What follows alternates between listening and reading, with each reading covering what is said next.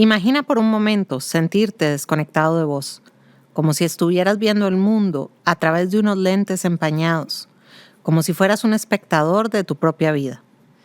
Esto es lo que se puede vivir en la disociación, un fenómeno mental complejo e incomprendido que se presenta de múltiples formas en muy distintas circunstancias y que podría llevar a lo que muchas veces escuchamos nombrar como si fuera un mito, el trastorno de personalidad múltiple. Somos Isa Y Lu, psiquiatra y psicóloga, pero sobre todo amigas, que saben lo que es estar de un lado y otro del espacio terapéutico. Ojalá lo disfrutes. Porque al final, de terapeuta y loco, todos tenemos un poco. De Terapeuta y Loco, todos tenemos un poco, es un espacio autofinanciado y sin fines de lucro.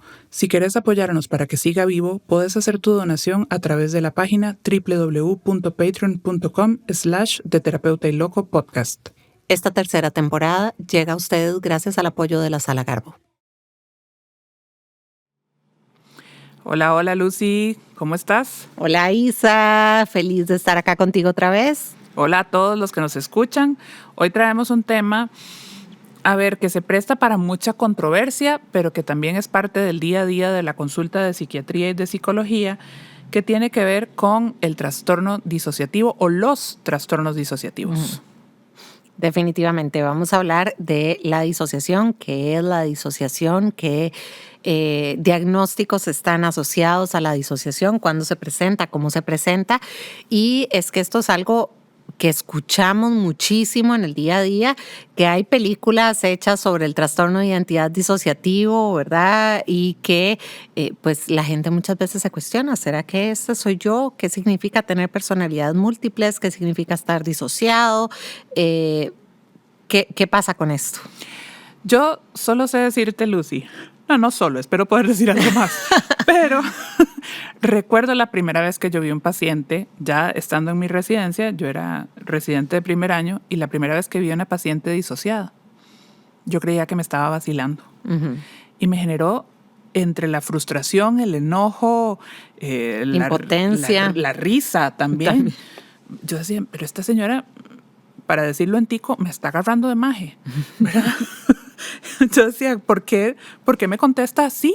¿Por qué me vuelve a decir las cosas una y otra vez? ¿Qué pasó con esta persona que está como tan desconectada y que en su exterior se ve tan normal? ¿Verdad? Y la impotencia también de los familiares de decir, esto recién pasó, esto le está pasando a ella, pero la señora no me sabía decir quiénes la acompañaban, dónde estaba, por qué estaba ahí, qué era lo que había pasado, qué tenía, no reconocía el lugar. Estaba de verdad como si la hubieran sacado en una película y unos extraterrestres la hubieran puesto frente a mí y totalmente perdida en el espacio, en el tiempo, y yo tener esa sensación de decir, me estaba vacilando. Uh-huh. Empecemos entonces tal vez, Isa, hablando de qué es la disociación. La disociación, en muy sencillo, es un mecanismo de defensa muy, muy, muy primitivo, uh-huh, que literalmente nos desconecta de un momento donde estamos experimentando muchísimo malestar, muchísima angustia, uh-huh, mucho dolor emocional, y nuestro cerebro se apaga. Es como si entráramos, yo siempre les digo a los pacientes esta expresión que de pronto puede ser un poco antigua, pero como cuando la computadora entra en safe mode, uh-huh, ¿verdad? Que antes Windows, cuando se trababan las computadoras y la compu se apagaba, vos la volvías a encender y decía Windows is running on safe mode. Está en modo mínimo seguro, de funcionamiento, modo seguro. Y entonces la persona apaga un montón de sus funciones que la conectan a esos momentos de dolor y de angustia, por así decirlo, y el cerebro está funcionando en una modalidad muy básica, uh-huh, donde sus signos vitales se mantienen, puede hablar, puede respirar, puede ver, puede escuchar, puede sentir, pero hay una parte del cerebro como que queda apagada, queda desconectada, queda disociada. Uh-huh. Algo importante de nuestro cerebro es que el cerebro está, la función de nuestro cerebro es hacernos sobrevivir. no necesariamente integrar experiencias. La integración de las experiencias es un proceso cognitivamente superior. Entonces, lo que pasa en ese momento, ¿verdad?, es que el cerebro, como vos decís, entra en este funcionamiento sumamente primitivo y es un modo de supervivencia. A mí no me importan sus emociones, a mí no me importa lo que usted tenga que procesar en este momento, a mí no me importa nada más que usted salga adelante de este incendio, de este ataque terrorista, de este evento traumático o de lo que sea que está pasando en este momento que es demasiado, yo no lo puedo procesar, entonces esta parte no me interesa, quítela de acá, lo apago y vamos, sobrevivamos, o sea, salga adelante de esta situación. Y como mecanismo de defensa, justamente entonces es un mecanismo de defensa psicológico muy primitivo, que con el paso del tiempo, el crecimiento, la madurez, la adquisición de otro tipo de defensas a nivel cognitivo, la persona, uno esperaría que ya no presente ese trastorno, ese mecanismo de defensa, porque va a tener otros más adaptativos, más maduros, pero que en determinadas circunstancias podemos como echar mano de eso que en algún momento nos sirvió, en un momento traumático, y volver a presentar la disociación como mecanismo de defensa o ya si se presenta de forma repetida y continua como un trastorno. Que de nuevo, posiblemente si acá hubiera un atentado terrorista o hubiera, ¿verdad? Se nos mete alguien con una ametralladora, y no quiero que pase, pero se nos mete alguien con una ametralladora aquí donde estamos, vamos a entrar en ese proceso disociativo posiblemente porque nada más queremos sobrevivir. Entonces, no es que seamos súper primitivos si lo usamos en momentos de emergencia, pero como vos decís, a medida que vamos creciendo lo vamos usando cada vez menos y el cerebro como que lo guarda como un último recurso para un momento que se sale totalmente de absolutamente todo lo que podía tener previsto. Ajá. ¿Qué es lo que pasa? Y ¿por qué la disociación está siendo un tema si estamos diciendo que es algo súper primitivo, que es un mecanismo de defensa que vamos dejando de usar? ¿Cuándo se convierte la disociación en un problema? Bueno, hay personas que empiezan a tener episodios disociativos de forma repetida o de forma sostenida, que quedan, por así decirlo, disociados por un periodo largo, que se convierte ya entonces en una entidad en sí misma, ya no es un mecanismo de defensa, sino que se convierte en un trastorno. ¿Okay? Entonces vamos a tener personas que van a tener desconexión y falta de continuidad entre los pensamientos, los recuerdos, las acciones, la identidad, sus entornos, de una forma sostenida. Y, por así decirlo, esto permite que la persona escape de una realidad que le está resultando muy lesiva en ese momento, pero al estar como desconectada, pues no logra funcionar en el diario vivir, en el diario acontecer, porque está en ese modo de supervivencia, tal vez en momentos en que no se ocuparía, por así decirlo. El trauma no está sucediendo en ese momento. El trauma tal vez sucedió a temprana edad o en otro momento de la vida, pero por razones de estrés la persona entra en este modo y entonces no logra estar segura en los lugares donde está porque está desconectada de la realidad de su entorno. Exacto. Es como, a ver, si en ese momento en que se da un evento traumático y siempre que se habla de disociación hay que hablar de trauma, ¿verdad? Porque asociamos la disociación directamente con el trauma. O sea, la persona tiene que haber experimentado una situación muy intensa que causó un desborde emocional que no pudo procesar en ese momento, que no tuvo herramientas para procesar en ese momento y que causó un nivel de fragmentación, como un espejito que se me cayó y se fragmentó un pedacito. Y entonces ese pedacito fragmentado, a medida que yo voy creciendo, va afectando el cómo yo voy lidiando con las situaciones. El problema es que cuando la disociación se ha usado, por ejemplo, en casos de violencia intrafamiliar, de abuso sexual sostenido, la persona empieza a disociarse de manera sostenida para lidiar con este tipo de situaciones. Y entonces el cerebro aprende que, ok, lo que hago cuando mi papá grita en exceso es desconectarme. Lo que hago cuando me van a abusar es desconectarme. Lo que yo hago cuando estas cosas pasan es desconectarme. Y entonces el cerebro lo aprende como un mecanismo que sostiene a lo largo del tiempo. Y como vos decís, empezamos a tener una persona que constantemente pasa periodos de su vida en los cuales no está presente y está más bien viviendo en ese pedacito fragmentado, ¿verdad?, que quedó ahí. Y entonces, sí, nos hace falta un proceso de integración en esta persona para experimentar las emociones. Y lo que está viendo en el fondo es una persona que no tiene capacidad de lidiar con las emociones que está enfrentando en ese momento. Entonces, cada vez que hay una emoción desbordante, una emoción muy intensa, ¡pum!, hay una disociación. Claro. Y esto que decís, yo creo que, si bien lo vamos a tratar más adelante, es fundamental. Los trastornos disociativos pueden tratarse con psicoterapia, a veces con ayuda de medicación.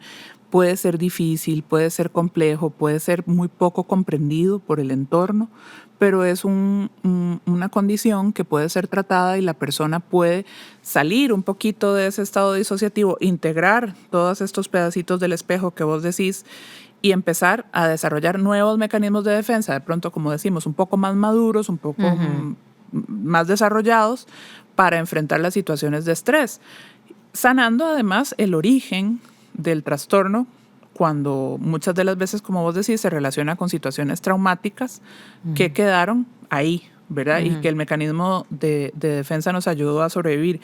Me acuerdo del episodio de trauma que hicimos con Dialá, que Dialá decía algo así como, qué dicha que ese mecanismo existió, claro, porque te ayudó a pasar ese momento. Ahora tenemos que cambiarlo, ok, pero tampoco es como que lo cataloguemos de malo o de problemático per se, porque en su momento fue de mucha ayuda, pero llega un momento en que tenemos que, gracias a la terapia, cambiarlo y evolucionar de ahí hacia otras estrategias. De nuevo, recordemos que el cerebro lo que quiere es que sobrevivamos, ¿verdad? No necesariamente en la mejor forma, porque el cerebro en ese modo no tiene capacidad de pensar cuál es la mejor estrategia. Ok, sí, la integración de emociones junto con la experiencia es la mejor forma de sobrevivir. No tiene la capacidad de hacer eso, sino que nos lleva a sobrevivencia. Pero en ese momento que dicha que entramos en modo sobrevivencia, porque si no entramos en un modo destructivo, autodestructivo y en otro montón de modalidades. Correcto. Ahora, vamos a hablar de trastornos disociativos, pero creo que una aclaración que sería importante hacer es que la disociación puede ser síntoma de otras patologías que no necesariamente sea un trastorno disociativo per se, ¿cierto? Correcto. Por ejemplo, en trastornos de ansiedad, en ataques de pánico, a veces el malestar es tan grande que la persona puede disociarse. O en estados depresivos, de pronto una persona podría tener un cuadro disociativo. Es uno de los síntomas característicos también del trastorno límite de la personalidad. Ante estados de ante altos niveles de estrés. Personas con trastorno límite de la personalidad o borderline tienden a disociarse, ¿cierto? Correcto. Y muchos de los síntomas también que vamos a ver que caracterizan la disociación, es importante, como siempre, descartar alguna causa orgánica, alguna causa cerebral que esté detrás de alguna manifestación de estas y que de hecho es lo que muchas veces lleva a los pacientes a consultar y que les da mucho miedo. ¿Se me está olvidando todo? ¿Será que tengo Alzheimer? ¿Verdad? Y ciertamente hay cosas que pueden traslaparse, hay cosas que son claramente disociativas y otras que son claramente orgánicas. Recuerdo, por ejemplo, un señor que atendí una vez en el Calderón Guardia, que había estado bajo mucho estrés en el trabajo, trabajaba creo que para una entidad bancaria muy importante, en algún momento va al baño, tiene una supuesta crisis y se le olvida cómo se llama, se le olvida dónde está, se le olvida qué está haciendo ahí y empieza a hablar rarísimo.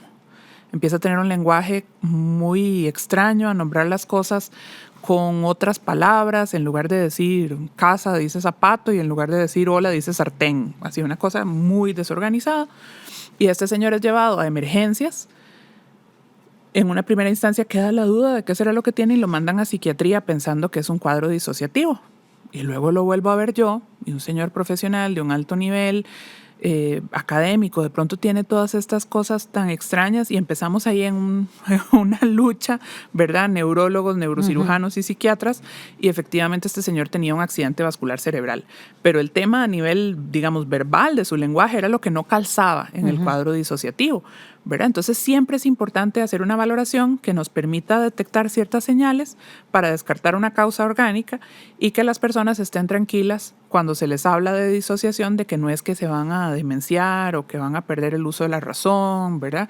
Que eso es algo que muchas de las veces asusta mucho. Yo me acuerdo también una paciente que atendí en el hospital que en realidad lo que tenían era epilepsia con crisis de ausencias, que quedan como totalmente desconectados, pero como no hay convulsiones ni nada, en su momento le habían hecho diagnóstico de de trastorno disociativo, hasta que ya Neuro la estudió y se dieron cuenta que lo que había detrás era una epilepsia. Entonces sí, claro que, yo creo que los trastornos de psiquiatría son por descarte, ¿verdad? No podemos hacerlos nunca de primera línea sin haber descartado la parte médica, porque puede haber algo físico de fondo que, si yo hago un diagnóstico de un ataque de pánico a alguien con un ataque cardíaco, ¿verdad?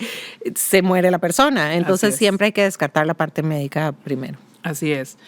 Y bueno, para mencionar los síntomas, digamos, y los signos más frecuentes de los trastornos disociativos, voy a irlos enumerando y los vamos comentando. Dale. Uno es la pérdida de memoria o la amnesia de ciertos periodos, de ciertos hechos, de ciertas personas, o incluso, como te decía, de la información personal, lo que me pasó con esta señora. ¿Verdad? Como que de pronto todo se olvidó. ¿Verdad? Hay un periodo de amnesia retrógrado a partir del momento en el que estamos. No logramos evocar información básica y fundamental como mi número de cédula, mis apellidos, dónde vivo. Todo como que se borró el cassette. ¿Verdad? Eso sucede, digamos, es un síntoma clásico del trastorno disociativo.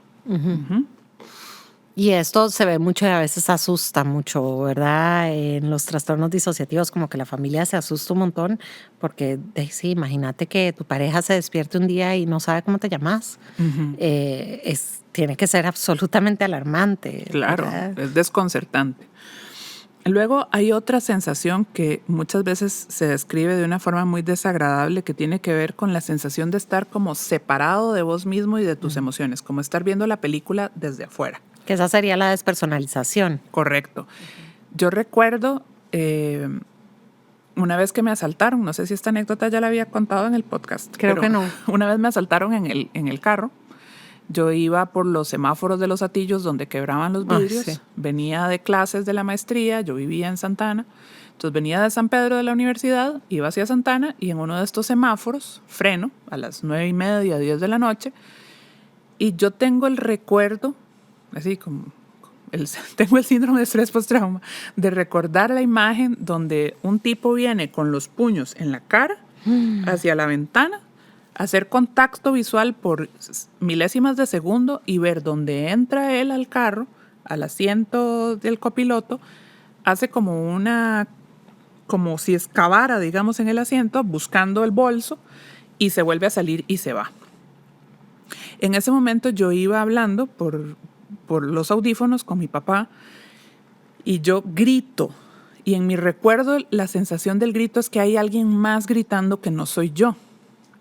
En ese momento estaba despersonalizada. Entonces yo oigo el grito en mi recuerdo, durísimo, y lo que me trae de nuevo a tierra, digámoslo así, es la voz de mi papá que me empieza a llamar.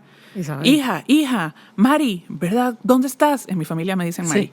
Mari, ¿verdad? Y oír el pedal del gas hasta adentro, ¿verdad? Oír el carro todo revolucionado, vroom, ver el tacómetro así, donde suben las revoluciones. Por dicha, el otro pie se queda, ¿verdad? En el gas, no era un carro automático, por dicha. Entonces tengo el pie en el clutch y el carro no avanza, pero yo oigo los gritos de mi papá, oigo el pedal y eso me trae de vuelta. Pero en el recuerdo, el grito es de alguien más. O yo oyéndome desde afuera, más que de alguien más, porque soy yo gritando, pero yo me oigo desde afuera. Eso es justamente esa sensación de verte desde afuera, que es muy fea, es muy desagradable, porque vos decís, ¿qué está pasando? ¿A dónde estoy? Ajá. Y esto pasa mucho en trauma y, como decías, en ataques de pánico. En los ataques de pánico la gente tira mucho ¿verdad? Este síntoma a veces, cuando son muy intensos y estos muy aparatosos, es como yo me veía afuera, yo me veía hiperventilando, me veía en ese estado de sudoración y era como sumamente desesperante. Y sí. Qué fuerte esa historia, ¿no? No la habías contado. Sí, eso me pasó y luego ya tuve todos los síntomas del estrés postrauma, ¿verdad? Dejé de pasar por Atillo, me venía por San José, recuerdo claramente el ruido del vidrio cuando se empieza a desprender. O sea, yo cierro los ojos y yo vuelvo a la imagen de ese momento y mi papá diciéndome siga manejando, vaya tranquila, y él me iba acompañando mientras yo seguía en el carro y llegar a la casa como un conejo temblando, ¿verdad? De lo que me había pasado. Fue muy desagradable, sí. Ok, Pero bueno, después de esta anécdota personal, sigamos con los síntomas. Y que también podemos utilizar mi situación de ejemplo. Hay una percepción de que las personas y de lo que te rodea están distorsionados o son irreales. ¿Verdad? Hay como una sensación casi como de ver a través de un vidrio esmerilado. Exacto. Como borroso, como que lo que está en tu entorno como que pierde foco, ¿verdad? Es como cuando en las películas uno ve, ¿verdad?, los recuerdos como de sueños, como que tienen como esta brumita alrededor y un poco la gente recuerda la situación así.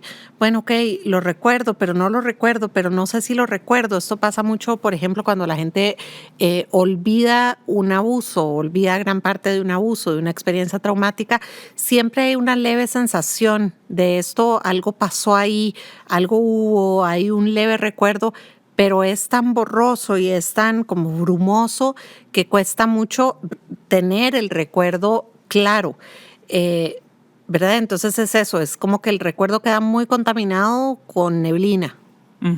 Exacto. Luego hay un sentido muy confuso de la identidad, ¿verdad? Esta sensación de yo quién soy, ¿verdad? No logro definirme, no logro a veces ni decir mi nombre completo ni mi número de identificación. Muchas veces tampoco voy a lograr decir nada más de mí. Entonces, por eso decía que cuando atendía a esta señora, recuerdo que yo le decía, bueno, ¿usted cómo se llama? ¿Usted quién es? ¿Dónde vive? ¿Qué hace? Imposible nombrarlo, ¿verdad? Hay como de verdad una pérdida de esta identidad. Luego puede haber mucho estrés y muchos problemas en tus relaciones personales o en tus ámbitos de la vida cotidiana, en el trabajo, ¿verdad? Que eso es un síntoma muy característico de los trastornos disociativos, justamente por lo que decíamos, te cuesta mucho interactuar con los demás. Claro, porque imagínate interactuando con alguien y de repente olvidando todo lo que interactuaste, la interacción que tuviste anteriormente con esa persona, olvidando incluso cosas tuyas, olvidando todo lo que hablaste con la persona. Entonces se hacen muy complicadas las interacciones. Ahora, contrario a lo que la gente normalmente piensa, no suele suceder que usted de un momento al otro, ¿verdad? Se pone en súper riesgo o hace cosas súper, no es como que le sacas un cuchillo a alguien de un segundo al otro porque estás disociado, pero posiblemente no te vas a acordar de la conversación que tuviste, no te acuerdas de lo que la persona ya te contó, la persona siente un total desinterés de tu parte, siente mucha frustración. Esto que vos sentiste al atender a esta señora es en general lo que la gente transmite cuando está disociada. La gente se frustra mucho y se molesta a veces y siente mucho desinterés del otro lado. Entonces lo que sienten es, esta persona no le importa nada. Ajá. Sí, entonces más bien se desconectan. Sí, más allá de que sean relaciones conflictivas, problemas de agresión o algo por el estilo, lo que la gente desde afuera está sintiendo normalmente es como un desinterés absoluto o una persona muy rara. Es lo que te dicen, esta es muy rara. Sí, y algo muy característico de la disociación como tal es que sucede de forma muy inconsciente. Claro. ¿Verdad? La persona no se da cuenta que se está disociando o que está disociada en el momento en que está disociada. ¿Verdad? Como que en ese momento vos le hablas, está desconectada y no lo registra. ¿Verdad? No se está dando cuenta del desconecte que la otra persona está viendo. La disociación normalmente nos damos cuenta o porque la pareja, la mamá, el papá, el hermano, o sea, con quien viva, viene y te dice que están habiendo estos episodios, o porque la persona empieza a darse cuenta que raro, hice todo el trabajo que tenía que hacer y yo, ¿en qué momento lo hice? Ahora, es importante saber que hay cierto nivel de disociación en el que todos caemos diariamente. Yo no sé si a ustedes les ha pasado, a los que manejar en piloto automático a la casa y de repente dicen, hey, suave, ¿qué ruta tomé? ¿Cómo llegué hasta acá? En hipnosis, por ejemplo, lo que provocamos es un estado disociativo, un nivel de relajación tal donde queremos que la mente consciente se desconecte un poco. Ese momento en que estamos a punto de quedarnos dormidos y que todavía podemos escuchar lo que pasa afuera, pero que no tenemos ganas de responder ni de saber nada. Y el día siguiente decimos, ¿eso pasó? ¿O me lo soñé? Esos son episodios como momentos de disociación de la mente, ¿sí? Que todos experimentamos diariamente. No es un episodio disociativo como tal, como estos que hablamos. Pero entonces, esa sensación de llegar a la casa y decir, hey, ¿qué ruta tomé? ¿Cómo llegué? Estaba tan cansada que ni cuenta me di. Esa sensación, imagínense de repente llegar a la computadora y decir, ¿en qué momento yo saqué el trabajo? ¿O en qué momento yo hice esto? ¿En qué momento, no sé, me acuerdo ¿cuándo pinté yo esa pared de amarillo? Y yo decía, como que cuando pintó, no sé, Lucía, vieras qué raro, yo me acosté a dormir la siesta, al día siguiente yo me acuerdo que esa pared no era amarilla. Yo, ok. Bueno, sin ánimos de convertir esto, ¿verdad?, en las historias de Isabel, yo en algún momento de mi vida estuve en una situación muy, muy estresante, estaba con un trastorno de ansiedad y me pidieron que escribiera un artículo o un capítulo para un libro. Espero que el colega que estuvo a cargo de ese libro, si oye esto, lo haga con toda la benevolencia del caso. El capítulo quedó muy bien, yo lo leí. Pero yo no recuerdo cuando lo escribí. O sea, tengo como sensación borrosa en mi cabeza de estar frente a la computadora, de estar escribiendo este capítulo, de buscar referencias, de estar armando cosas, pero recuerdo cuando el terror que yo tenía cuando iba a salir publicado el libro o cuando yo hice las entregas de los avances del capítulo, en que yo no sabía qué era lo que estaba entregando. Y cuando el libro salió publicado, yo decir, oh, wow, ¿en qué momento yo escribí todo esto? ¿Verdad? Y verlo y por dicha quedó bien. Pero efectivamente yo estaba en un momento donde había un mecanismo de disociación sucediendo y como vos decís, que a veces puede ser patológico, a veces puede ser manifestación de otra condición, como en ese caso para mí, o a veces en la vida cotidiana como ir manejando y de repente doblás para un lado y decís, ay no, pero yo no iba para allá. Piloto automático, ajá, sí. ¿Verdad?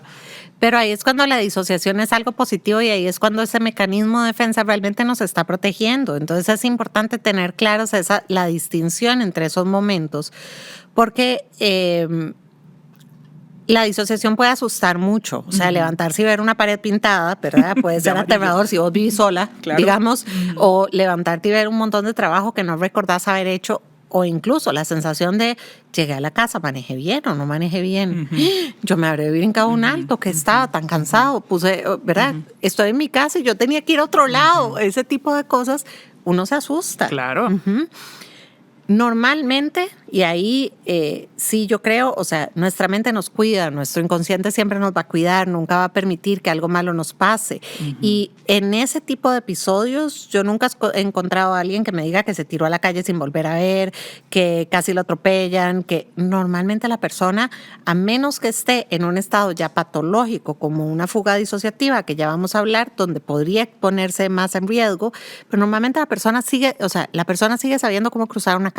Es que la persona sigue sabiendo manejar un carro, ¿verdad? Esa parte, ahí está. Entonces, esto lo digo porque el miedo de los pacientes casi siempre es, y si yo me pongo en riesgo y se me atropella un carro cuando yo salgo así, es que yo salgo a la calle, es que yo fui a hacer las compras y yo no me di cuenta en qué momento.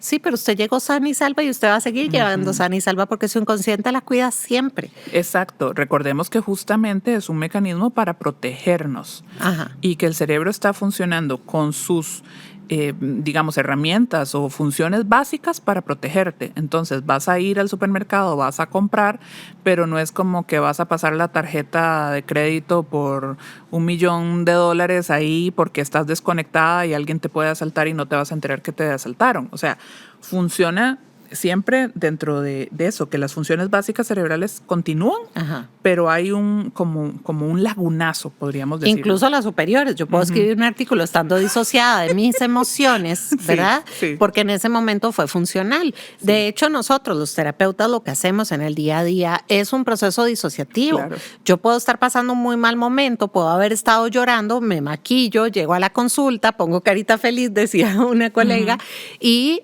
me enfoco en la otra persona y luego salgo de consulta y me enfoco en mí nuevamente. Claro. Eso es un proceso disociativo hecho de una forma muy funcional. Claro. Que si yo lo hago consciente y que si estoy pasando un muy mal rato, pero tengo que trabajar, ¿qué hacemos en ese momento? Me lavo la cara y sigo con la vida. Y es una disociación que hacemos de nuestras emociones. Entonces, hay momentos donde esa disociación es algo muy funcional y muy saludable. El tema es cuando se convierte en una patología y sí me parece importante dejar claro, ¿verdad?, que nuestra mente siempre nos va a cuidar e incluso puedes escribir un artículo estando disociada de tus emociones porque de los aprendizajes que la mente ha tenido. Y la mente consciente nunca va a dejar que algo malo nos pase. De hecho, está ahí para cuidarnos y protegernos. Entonces, esa parte es importante para calmar, antes de seguir hablando de la parte patológica, calmar a las personas que tienen esto, porque realmente, no sé vos, pero yo nunca he escuchado de, ok, tenía fugas disociativas y por eso la atropellaron. O tenía fugas disociativas y por eso...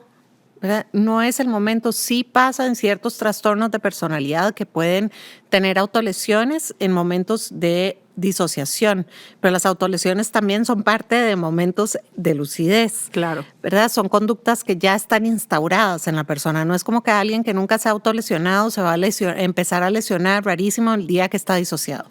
Ajá, y yo creo que también esto más adelante lo vamos a desarrollar cuando hablemos de cómo hay personas que utilizan esto como una excusa. Sí. Para cometer desde delitos hasta lesiones, insultos y cosas muy serias que dicen, es que yo estaba disociado. Bueno, es que no funciona así, ¿verdad? Como que la disociación no es un lagonazo a conveniencia cuando uno, digamos, comete ciertas infracciones o daños a otras personas, ¿verdad? Ok, hablemos de los principales trastornos disociativos porque son varios y tienen características diferentes. Entonces, en el Manual Diagnóstico y Estadístico de Trastornos Mentales, el DSM, por sus siglas en inglés, de la Asociación Americana de Psiquiatría, plantea que existen 3 tipos de trastornos disociativos principales. Está la amnesia disociativa, el trastorno de identidad disociativo y el trastorno de despersonalización de desrealización. Entonces, empecemos por la amnesia disociativa, ¿ok? El síntoma principal de la amnesia disociativa es justamente la pérdida de memoria, ¿verdad? Que va a ser más grave que los olvidos normales y no se va a explicar por ninguna otra condición, como decíamos ahora, de situaciones neurológicas, ¿verdad?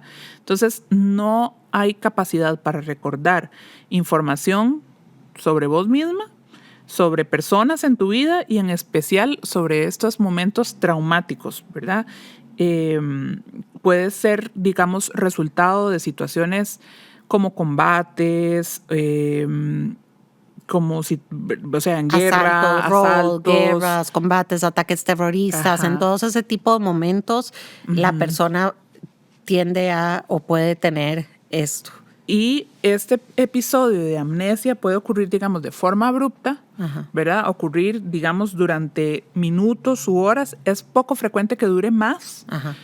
Hay algunos casos donde puede durar días o meses, ¿verdad? Pero es como extraño. Y dentro de la amnesia disociativa hay como un subapartado que ocurre, que es la fuga disociativa. Y por lo general, la fuga disociativa implica que la persona se va a desplazar o va a viajar a un lugar distinto al que está sin saber que lo está haciendo. Recuerdo un paciente que en un episodio de estos, cuando se dio cuenta, estaba en Punta Arenas. Estaba en San José haciendo sus cosas, fue a la parada de buses, se montó al bus, llegó al puerto y cuando se dio cuenta estaba en el paseo de los turistas y no sabía cómo había llegado ahí. ¿Verdad? Hay una pérdida, como vos decías ahora, de que uno dice, ¿cómo llegué hasta este lugar? Bueno, en el caso de la amnesia disociativa, cuando ya es un trastorno y hay fugas, esto sucede con cierta frecuencia. O sea, no es a los lugares donde ya tenía que ir de por sí o donde va normalmente, sino que de repente, exacto, aparecen en la playa, en la montaña, en la finca del tío de cuando era chiquitito, caso de historia real, ¿verdad? En la finca que iba cuando era chiquitito, y de repente dicen, ¿y yo qué estoy haciendo acá? Y esto pasa de forma recurrente. Correcto. Me acuerdo también de otro paciente que llegaba, cuando yo estaba haciendo la residencia, al psiquiátrico, con una relativa frecuencia, a veces más seguido, otras veces más distante, disociado, ¿verdad? Y tenía esta amnesia o de pronto trabajaba fuera de San José, tenía un oficio en la zona costera, en los hoteles, y llegaba disociado al hospital. Algo lo hacía llegar al hospital, era muy curioso, pero llegaba disociado. Bueno, el inconsciente nos cuida, llegaba justamente al lugar donde le podían dar la ayuda que necesitaba en ese momento. O conocía gente y lo llevaban ahí, ¿verdad? Entonces, esto le pasaba con frecuencia. A veces duraba un día, al día siguiente ya salía del espacio de observación y se iba, y a la semana volvía o a los 2 meses, ¿verdad? Y con una relativa frecuencia le pasaban estas cosas. Y las fugas disociativas pueden ser síntomas también de otros diagnósticos, como decíamos. Creo que uno de los más característicos es en el trastorno límite de la personalidad, donde se dan con frecuencia en momentos de altos niveles de estrés o de emociones muy intensas que la persona no está pudiendo manejar. Ok. Y el trastorno de despersonalización, desrealización, es el otro que vamos a tocar antes de entrar, digamos, en el último que nos queda. En el aclamado diagnóstico. Ajá. El trastorno de despersonalización, desrealización es un trastorno donde ocurre esta sensación de estar fuera de vos mismo. Eso es la despersonalización, cuando yo me veo como desde afuera, percibo como si fuera alguien más al que le están pasando las cosas, pero sé que soy yo misma. Y el de desrealización es cuando tu entorno es el que parece que está como distorsionado, como las personas de la afuera, la realidad que te acompaña. Vos decís, ¿esto es real o no es real? Esa neblina, digo yo, que está alrededor de la situación, se siente como un sueño. Correcto, que es muy distinta a la desrealización que ocurre en la psicosis. Ajá. ¿Verdad? Que en la psicosis, en los trastornos psicóticos, hay una desrealización donde yo no sé si lo que está sucediendo es verdad o no es verdad, si están viniendo a atacarme los extraterrestres o si me están asaltando y me están haciendo brujería de la casa de la... Es muy diferente. En los trastornos disociativos, la desrealización tiene que ver con esto que vos decís, como ese vidrio esmerilado, digo yo, a través del cual ves todo lo que está a tu alrededor. Exacto. Ok. Y por último, el otro trastorno disociativo, que es como el más famoso tal vez y el que genera como más intriga, como más interés, es el trastorno de identidad disociativo, que antes se conocía como el trastorno de personalidad múltiple, ¿verdad? Y este se caracteriza por la alternancia de distintas identidades en la persona que lo está sufriendo. Eso sería como que el espejo del que hablábamos al inicio se cayó y se partió en varios pedacitos. Y entonces hay un pedacito mío en cada cuadrito del espejo, pero no está integrado como una sola imagen, sino que cada cuadrito quedó con un pedacito de la imagen. ¿Sí? La imagen mía en el espejo se cayó, se quebró y cada cuadrito se quedó con un pedacito de esa imagen. En la teoría, cada uno de estos pedacitos podría tener una historia personal, características, nombres únicos, ¿verdad? Diferencias que suelen ser muy obvias cuando se manifiestan en su voz, en su género, en los gestos, en la cualidad física, ¿verdad? Y también pueden ser estos pedacitos de personajes que yo tendría dentro mío, pueden tener la característica de que se comunican entre sí, discuten y tienen, digamos, una relación a veces buena, a veces mala, a veces de proteger a uno de los personajes, a veces más bien de lesionarlo, ¿verdad? Y suele ser personas que a su vez tienen un trastorno de despersonalización, desrealización y a su vez un trastorno de amnesia que, bueno, llama mucho la atención por esta característica. Yo creo que las artes del cine se han encargado, de verdad, de hacer de esto una cosa un poco interesantísima. Sí. Ahora, ¿qué no es trastorno de identidad disociativo? Creo que esa parte es importante. No es la vocecita que habla en nuestra cabeza todo el día y las discusiones que uno tiene con uno mismo. No es el hecho de que uno pueda escuchar en esas vocecitas, ¿verdad? Opiniones distintas y opiniones encontradas. No es tampoco la justificación para hacerle daño a otras personas. Eso es súper importante porque a veces hay quienes se excusan en este diagnóstico que puede sonar tan fantástico y tan llamativo para decir, es que no era yo. Era mi alter. Era mi alter. El que te hizo daño, el que te insultó, el que te golpeó, el que te hirió, fue mi alter. Refiriéndose al alter ego, ¿verdad? A ese otro personaje. Y es un diagnóstico que tiene, pues, no sé, es como mitológico en la psiquiatría, ¿cierto? Es un diagnóstico que la gente hace con muchísimo cuidado. Hay personas que no creen del todo que este diagnóstico o que esta situación pueda existir. Hay personas que defienden a toda costa este diagnóstico. Hay personas que se especializan en trabajar con personas con trastorno de identidad disociativa. Es realmente un diagnóstico que ha aumentado significativamente su incidencia en los últimos, 40 años, y del cual hay pocas referencias históricas. Entonces, es una de las razones por las cuales las personas que no están muy a favor de hacer este diagnóstico, pues cuestionan, ¿verdad? Normalmente cuando nos vamos a referencias históricas encontramos referencias del trastorno afectivo bipolar, del trastorno depresivo, de las autolesiones. Hay un montón de cosas que hoy en psiquiatría moderna tienen otro nombre, pero que encontramos referencias. Del trastorno de identidad disociativo no, o no tan significativamente.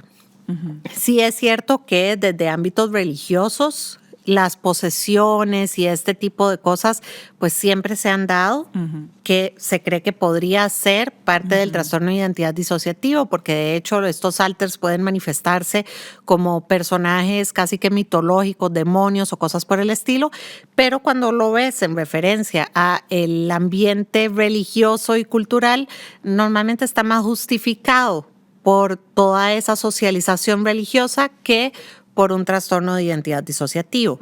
También hablábamos que en el trastorno límite de la personalidad las fugas disociativas son muy típicas y sabemos que las personas con trastorno límite de la personalidad también tienen mucho trauma de por medio en gran parte de los casos.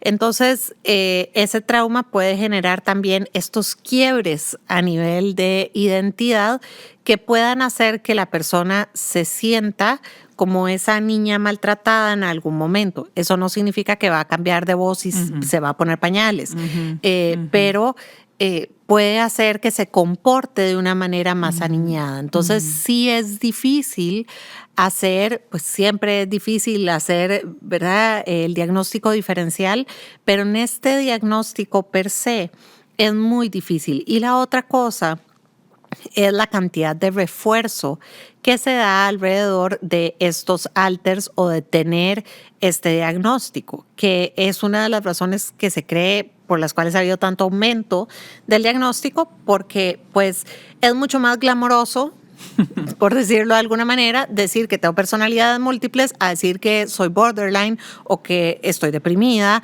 o, sí, con todo el estigma que lleva la psiquiatría, el trastorno, ¿verdad?, las personalidades múltiples han adquirido como un glamour, como vos decís, por la industria del cine y por todo esto que suena tan wow, que hace que la persona se vea muy reforzada.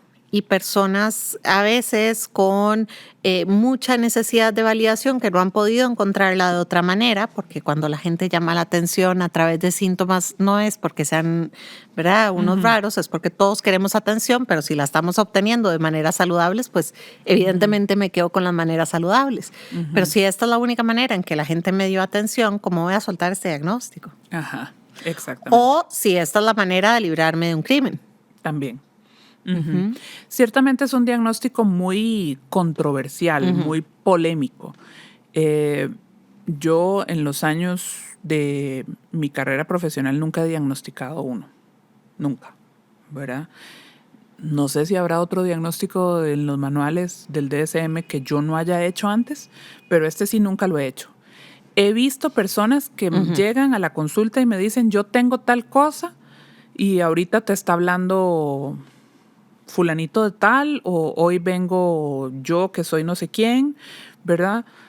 Y en lo personal yo no entro en conflicto con eso, sobre todo si ya el diagnóstico además lo hizo otro profesional. No me corresponde a mí en ese momento entrar en esos conflictos. Creo que a nivel de psicoterapia de pronto sí puede haber como una confrontación tal vez más directa que lo que yo como psiquiatra puedo hacer, porque yo tengo claro que como psiquiatra tengo que ayudar a bajar la ansiedad y demás, que es lo que está provocando justamente la disociación y en un momento donde vamos a buscar la integración.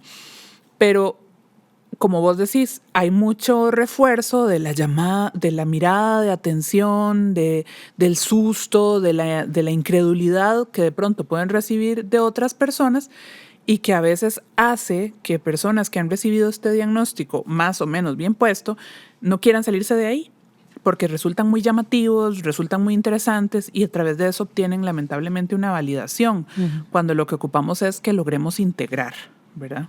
Yo he visto muchas personas con el diagnóstico ya puesto y en realidad he tenido 2 personas a las que no les puse el diagnóstico en su momento por distintas razones, pero que sí cumplían con criterios claros. Estas personas no tenían claridad de que los otros alters existían. Estas personas realmente vos veías un cambio, pero el cambio no era, ok, ahora te habla, ¿verdad? Ahora soy María o soy Margarita, sino que era realmente un cambio en la persona. O sea, y quien venía era una persona totalmente distinta a la persona con la que habías hablado en la cita anterior. Y la sesión siguiente, esa persona no tenía idea de lo que había pasado en la sesión anterior, no tenía recuerdos siquiera a veces de haber venido. Estas 2 personas con antecedentes traumáticos, niveles, ¿verdad? Muy, muy intensos. Y que por distintas cosas de la vida, porque ambas las vi en el sistema de la caja, pues no se pudo completar el proceso. Sin embargo, sí veo una ausencia de refuerzo en esos 2 casos y tal vez eso es lo que hace que yo crea más en esos casos que en otros. Porque cuando uno ve tanto refuerzo externo sobre un síntoma, es un poco difícil para uno como terapeuta decir, ok, este síntoma es real o se está manteniendo porque le da algo que no le da de otra manera, que no obtiene de otra manera. O sea, si a mí solo me cuidan cuando yo estoy enferma, es obvio que yo voy a querer estar enferma. Todos queremos atención. O sea, háblele chineado a un perro o a un gato y mueve la colita o se pone mimoso. O sea, todos queremos atención. Es un tema de ser mamíferos. Pero si yo solo recibo atención ahí, es un síntoma que difícilmente se va a quitar.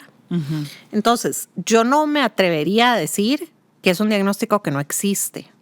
Yo creo que la identidad puede fragmentarse a ciertos puntos donde la persona cree una identidad distinta por cosas que he visto en mi consulta, pero no que haya que reforzarlo.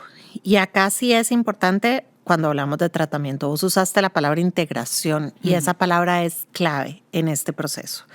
O sea, trabajar con una persona con trastorno de identidad disociativo en caso de que, ¿verdad? Pues es un diagnóstico clínico que existe en el DSM, así que lo damos como un diagnóstico real.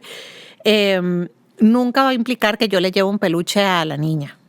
Nunca va a implicar que yo le doy un bastón al viejito. Nunca va a implicar que yo voy a reforzar estas personalidades o estos alters, que yo voy a empezar a jugar, ahora quiero hablar con fulanito y ahora quiero hablar con sutanita, que yo voy entonces a justificar, claro, es que vos en ese momento estabas con el alter de Juancito y Juancito es agresivo, entonces así te pusiste agresivo, ¿verdad? Nunca voy a justificar esto porque lo que yo quiero es que ese espejito se vuelva a pegar.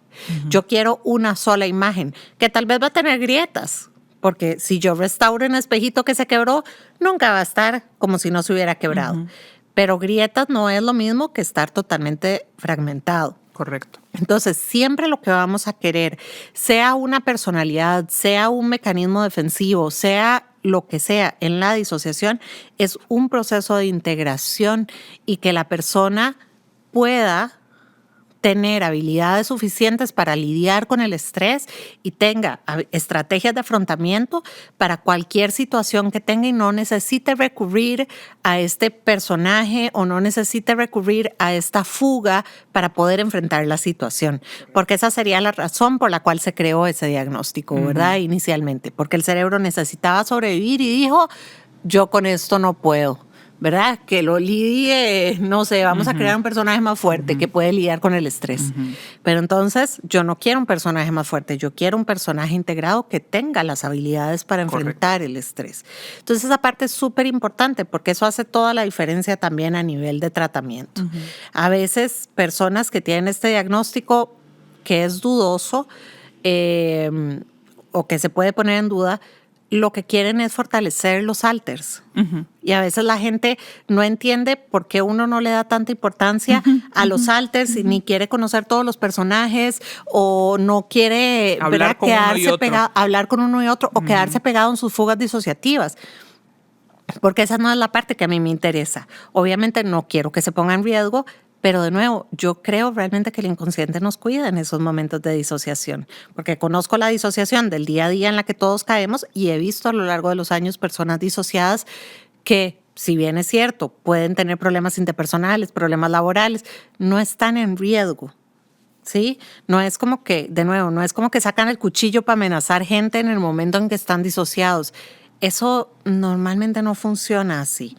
Y cuando tenemos los casos donde vimos eso, casi siempre hay un tema detrás de manipulación, de evitación de responsabilidad y de no querer asumir algo que se hizo. Claro. En esos casos, pues es muy difícil limpiar la cancha suficiente para hablar de un diagnóstico si lo que estás haciendo es evadiendo responsabilidades, ¿verdad? Es como, me duele la panza porque no quiero ir a la escuela, pero si ya no fui a la escuela puedo jugar sin problema y comer de todo. Ok, no te dolía la panza, nada más no querías ir a la escuela. Sí, es una estrategia que ponemos en práctica desde que somos pequeñitos.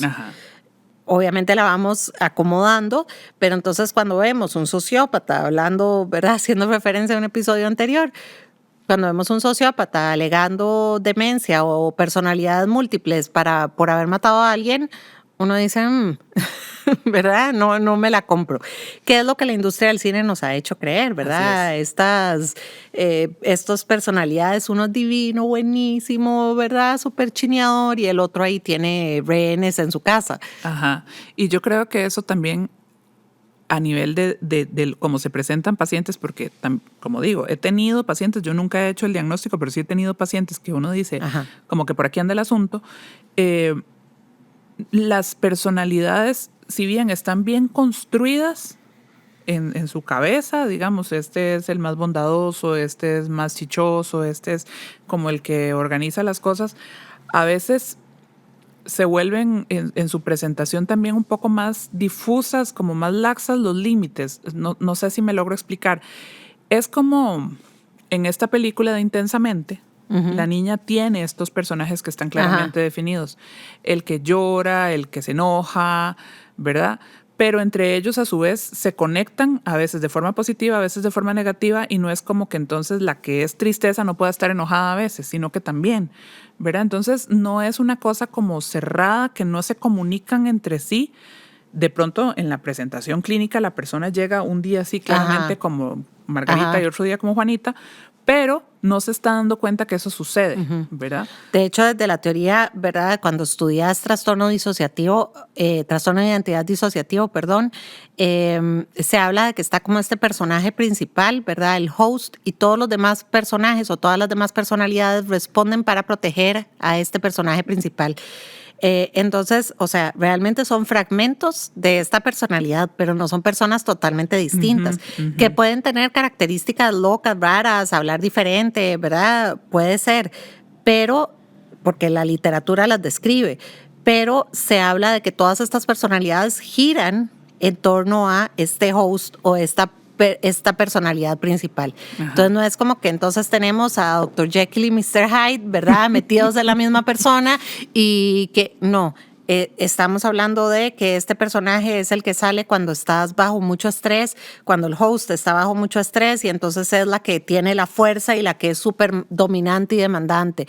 Y está el otro que es el que es más vulnerable y que se atreve a exponerse. Está el otro que es el que se enfrenta a situaciones más violentas y que logra poner límites y frenar. Pero todas estas personalidades, sí, desde lo que describe la literatura, van a estar siempre construidas para estar protegiendo a esta persona principal. Entonces no es como que, sí, nada más fluyó hacia cualquier lugar. Correcto. Puede pasar ahí, ¿verdad? Hay historias de, ¿verdad? De personajes demoníacos o cosas por el estilo, pero normalmente estamos hablando de ese espejito se quebró, todos tienen parte de esa persona. Y yo creo que algo que decías hace un momento es fundamental. Aquí no es que uno crea o no crea, ¿verdad? Porque por dicha no estamos en una cuestión de fe cuando estamos en la práctica clínica, ¿verdad?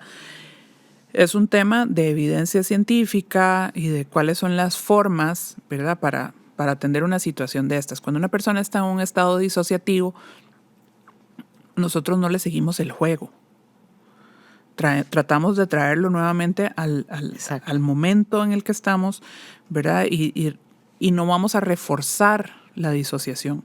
Lo mismo sucede en estos casos. Por eso es que no vamos a hablar con, como dijiste ahora, María, Margarita, Juanito, con cada uno de los personajes, porque yo a la que tengo enfrente es a Lucía. Entonces yo voy a hablar con Lucía.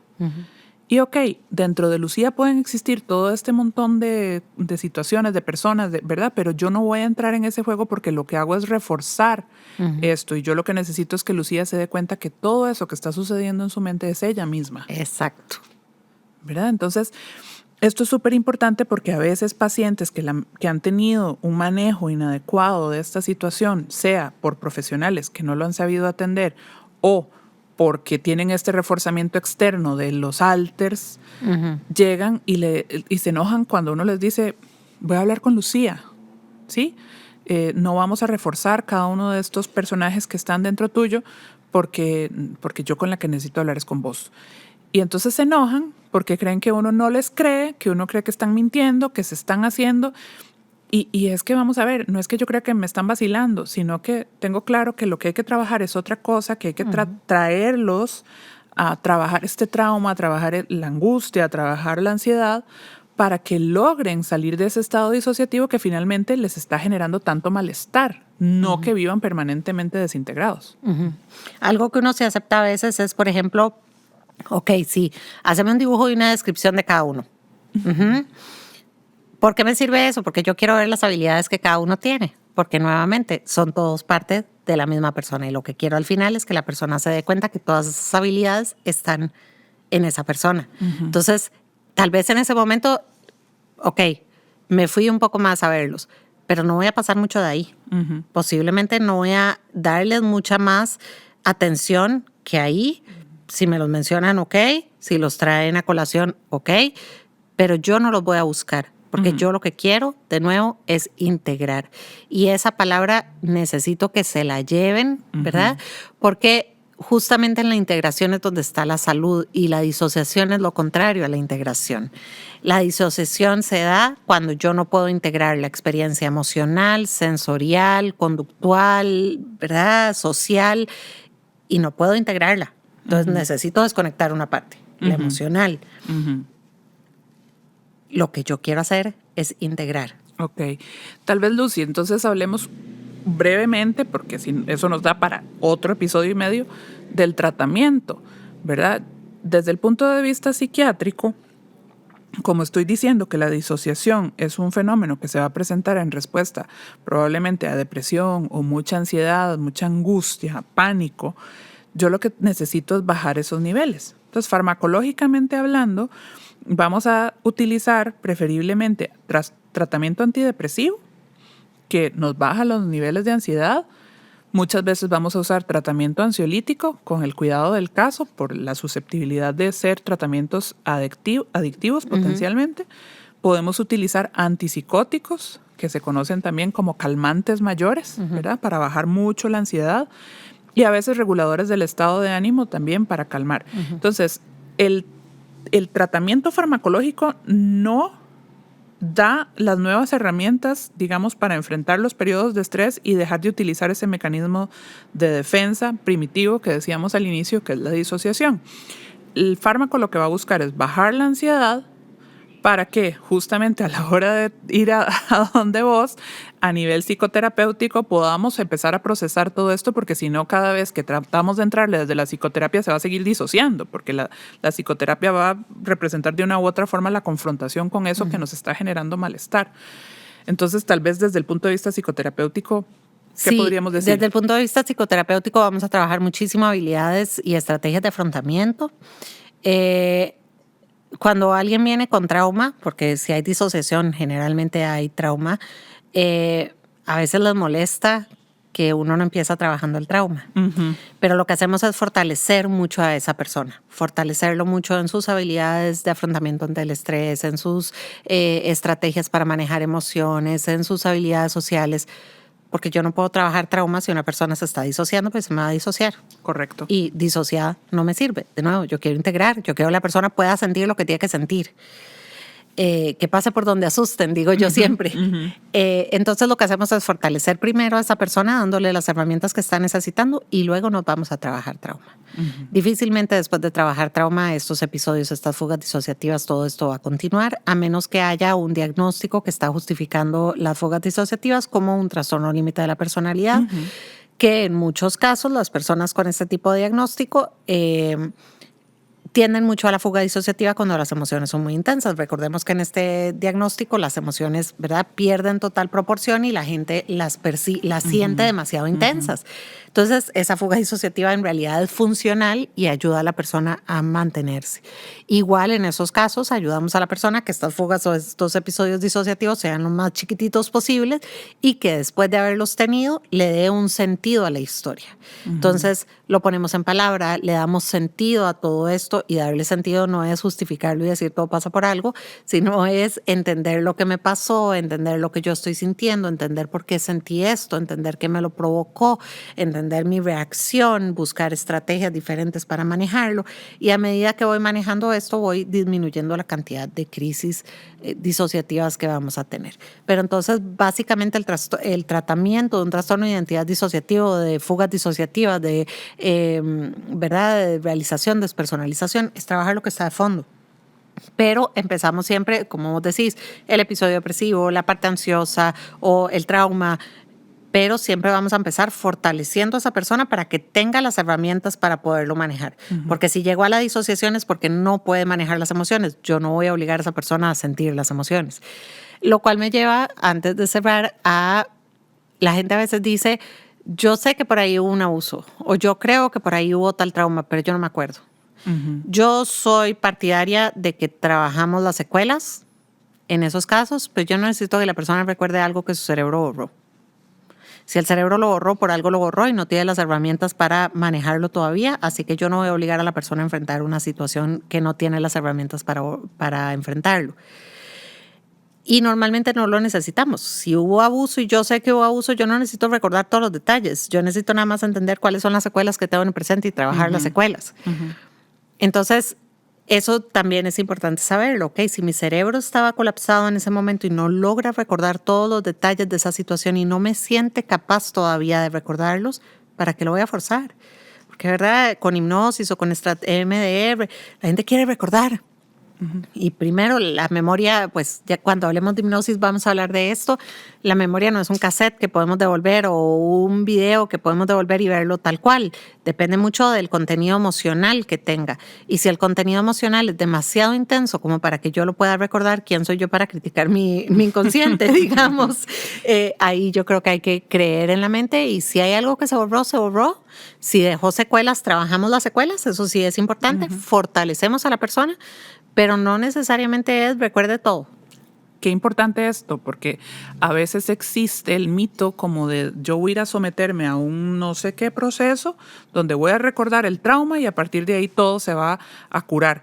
Y no es eso lo que tenemos que hacer. De hecho, podríamos entender la fuga o la amnesia disociativa como una de las grandes secuelas que puede tener el trauma. Se convierte en una entidad en sí misma, pero es una reacción secuelar de un mucho malestar a partir de un evento traumático. Exactamente. Bueno, interesantísimo. La disociación de verdad genera muchísima intriga, muchísimo malestar, ¿verdad? Y también muchísimo debate, ¿verdad? A partir de lo que acabamos de decir. Así que, Lucy, feliz por este episodio que acabamos de compartir y espero que a mucha gente les sea de muchísimo provecho. Si tienen comentarios, por favor, déjenoslos en las plataformas donde estén escuchando. Acuérdense de dar like a las distintas plataformas. Y bueno, nos vemos en un próximo episodio. Chao. Chao. Este podcast se encuentra disponible en Spotify, Apple Podcasts, Google Podcasts y en YouTube. Déjanos una reseña y tus comentarios en la plataforma en que prefieras escucharnos. También, si deseas más información, puedes seguirnos en Instagram de Terapeuta y Loco _podcast.